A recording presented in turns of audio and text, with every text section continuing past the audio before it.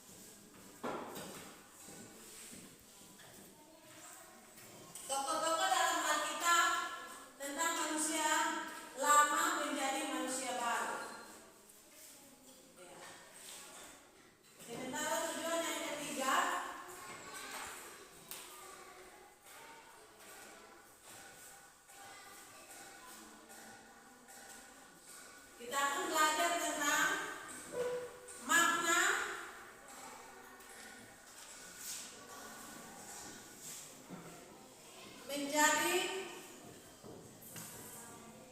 manusia baru.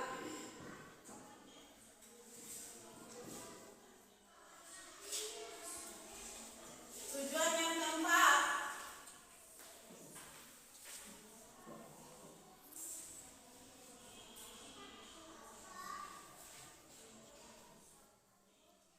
kita akan menuliskan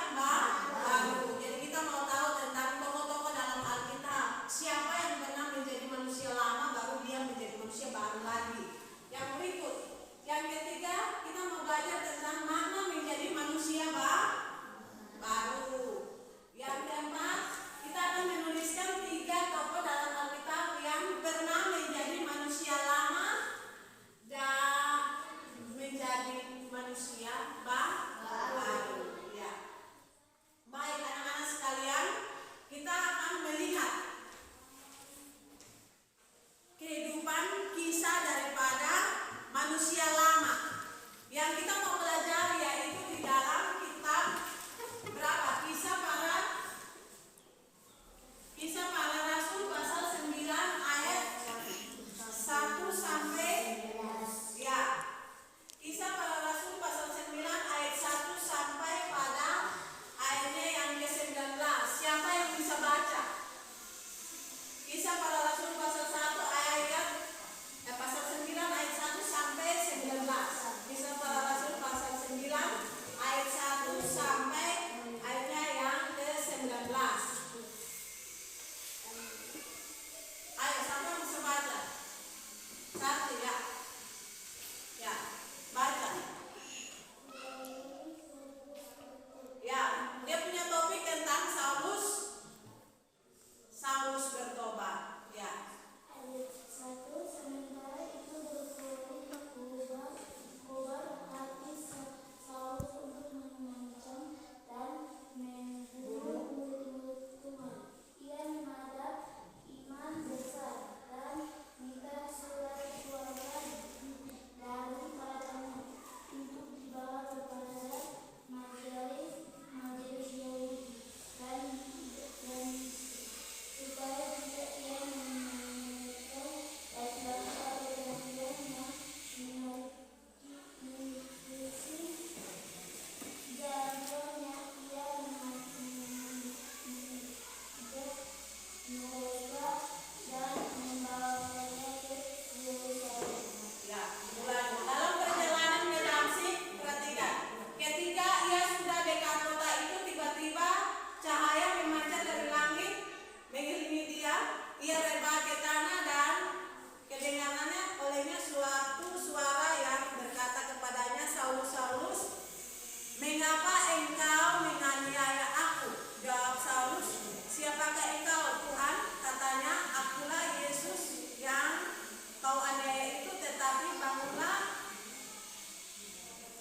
dan pergilah ke dalam kota, di sana akan dikatakan kepadamu apa yang harus kau berbuat. Maka termangu-mangulah teman-teman seperjalanan karena mereka memang mendengar suara itu. Saulus bangun dan berdiri, lalu membuka matanya, tetapi tidak dapat melihat.